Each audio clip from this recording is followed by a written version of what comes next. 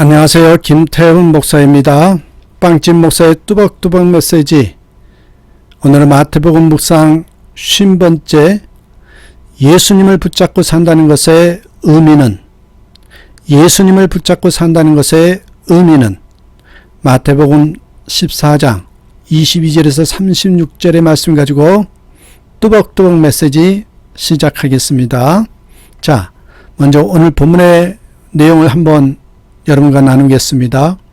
주님께서 오병이어의 기적을 베푸신 후에 사람들이 주님을 왕으로 삼으려 하니 제자들을 배에 태워서 갈릴리 바다 건너편에 있는 가버나움으로 보내셨습니다.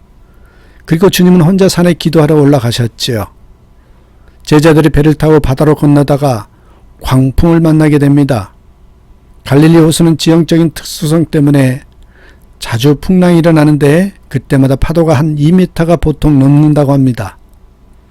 지금이야 2m 파도가 별것 아니지만 그 당시 제자들이 탄 작은 배는 아주 위험한 상황이었겠죠. 이때 기도하시던 주님께서 제자들이 풍랑으로 고난당하는 것을 아시고 제자들이 있는 곳으로 가셨습니다. 그때 시간이 밤 사경이랍니다. 사경은 우리 시간으로 말하면 새벽 3시 이후의 시간을 말합니다. 그 새벽 시간에 누군가 물 위로 걸어오고 있습니다.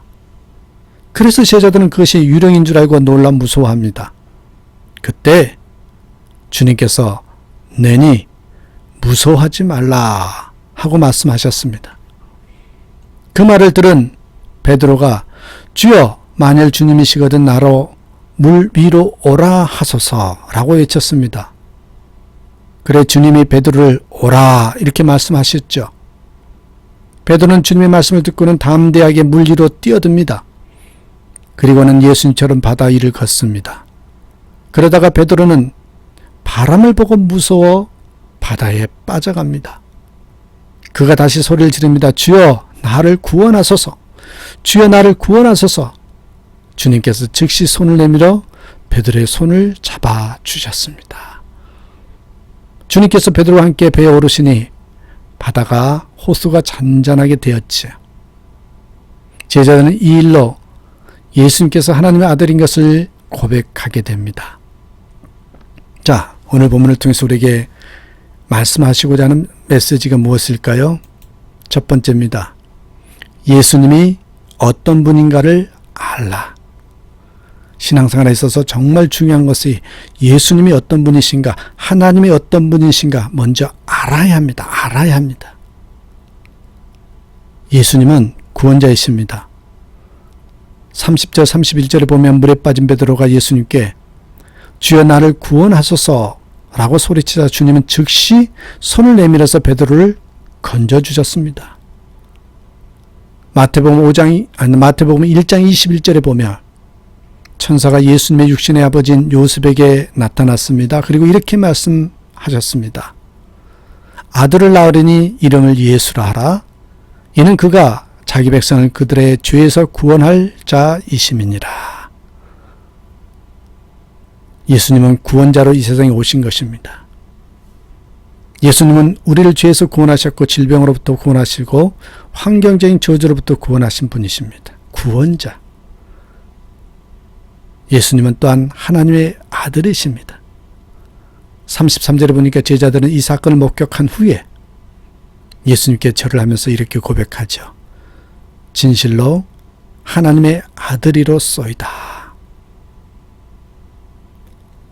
독일의 프리드리 대왕은 어느 날 브란덴부르크 지방의 학교를 방문한 적이 있었습니다. 때마침 지리 시간이었답니다. 왕은 한 아이를 보고 고향이 어디냐고 물었습니다. 프러시아입니다. 프러시아가 어디에 있지? 독일에 있습니다. 독일은 어디에 있지? 왕은 계속해서 물었습니다. 유럽에 있습니다. 그럼 유럽은 어디에 있지? 이 세상에 있습니다.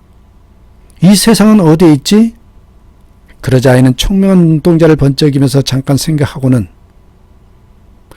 이 세상은 하나님의 손 안에 있습니다.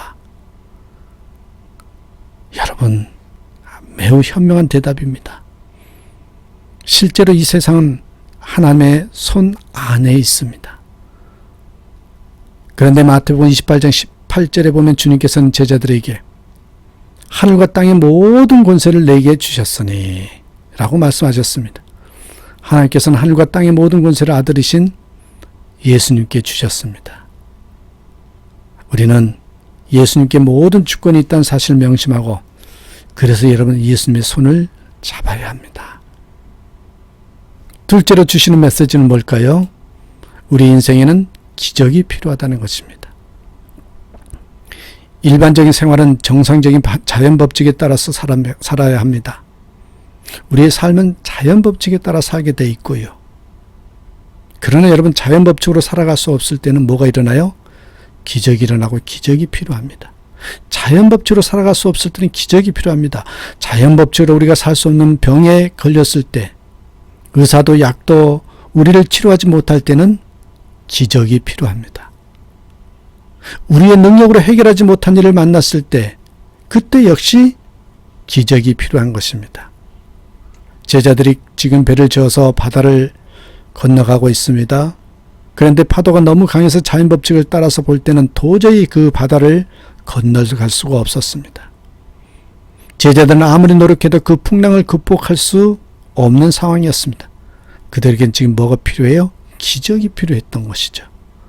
그렇기 때문에 예수님께서 제자들을 구하시기 위해서 물 위로 걸어오신 것입니다.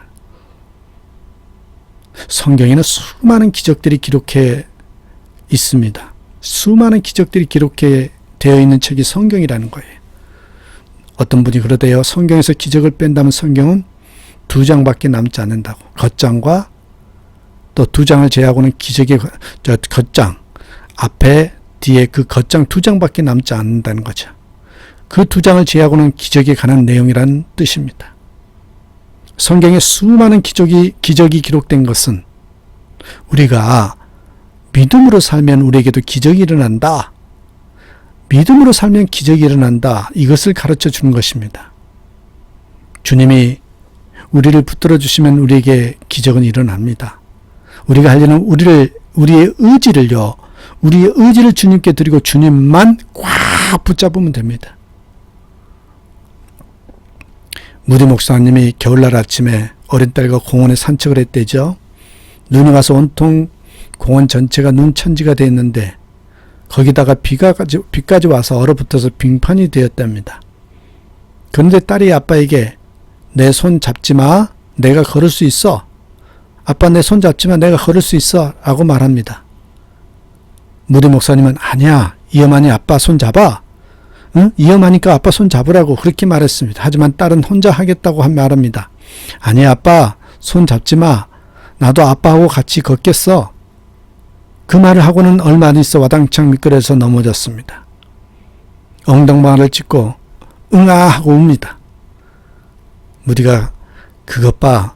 아빠가 잡아주겠다는데 왜 고집을 부리고 혼자 걷다가 그렇게 엉덩방아를 찍어? 자, 잡아줄게. 그러니까 딸이 손가락 하나만 잡아 하고는 손가락 하나만 내놓더래요. 그래서 아버지가 손가락 하나만 잡고 걸어가다 또 미끄러지니까 손가락이 빠져가지고서 이제는 진짜 크게 자빠졌습니다. 딸이 또 웁니다. 그러니까 아빠가 그 다음에 일으켜서 손 전체를 덥석 잡았습니다. 손을 꽉 잡고 산책을 하니까 이제는 딸이 미끄러져도 아빠가 붙잡아주니까 자빠지지 않고 넘어지지 않고 함께 걸어가서 공원 산책을 하고 돌아올 수 있었다고 합니다. 사람은 실패하지 않고는 주님과 깊이 동행한 것을 배우지 못합니다. 하지만 실패를 통해서 주님을 붙잡는 것을 배우면 주님의 손에 붙잡힘 받아서 승리할 수 있습니다. 주님을 붙잡으십시오. 기적도 경험하게 될 것이라는 거예요. 그러기에 여러분 실패했다고 해서 낙심하지 말고 그 실패했을 때 내가 무엇을 했는가? 그것 때문에 주님과 가까워졌는가? 그것 때문에 주님의 손을 붙잡게 되었는가? 그렇다면 그 실패가 복이 되는 것이죠. 세 번째는 여러분 이런 메시지입니다. 주님을 바라보는 사람이 기적을 경험한다. 주님을 바라본 사람. 배 타고 있던 제자들이 여러 명이었습니다. 그런데 바다 위를 걷는 초자연적인 경험은 베드로만이 할 수 있었습니다. 베드로가 주님을 볼 때는 바다 위를 걸었습니다. 그런데 그가 파도를 보고 두려움을 갖게 되자 바다에 빠지고 말았지요. 우리는 주님만 봐야 합니다. 사람도 보지 말고 환경도 보지 말고 주님만 바라봐야 합니다. 신앙은 주님 바라보기. 그래서 그렇게 말하는 거예요. 우리가 사람 보면 시험에 듭니다. 환경 보면 시험에 들죠. 세상 바다에 빠지고 마는 거예요. 여러분, 미국 황야지대에는 방울뱀이 살고 있습니다. 이 방울뱀이 다람쥐를 잡는 방법이 매우 특이하답니다. 먼저 꼬리를 흔들어서 소리를 냅니다. 그러면 나무 위에 앉아있던 다람쥐가 그 소리를 듣고 호기심이 발동해서 소리 나는 곳을 내려다 봅니다. 그 순간 다람쥐의 눈과 독사의 눈이 마주치죠. 다람쥐가 겁을 먹고 떨고 있을 때에 독사는 입을 쫙 벌리고 밑에서 기다립니다. 두려움에 떨고 있던 다람쥐는요, 비실비실 중심을 잃습니다. 나무 아래 입을 벌리고 기다리던 있던 방울뱀은 떨어지는 다람쥐를 한 입에 꿀꺽 삼켜버립니다. 베드로가 방울뱀에게 먹히는 다람쥐와 같았습니다. 그가 파도를 보는 순간 두려움이 임하여 결국 바다에 빠진 것입니다.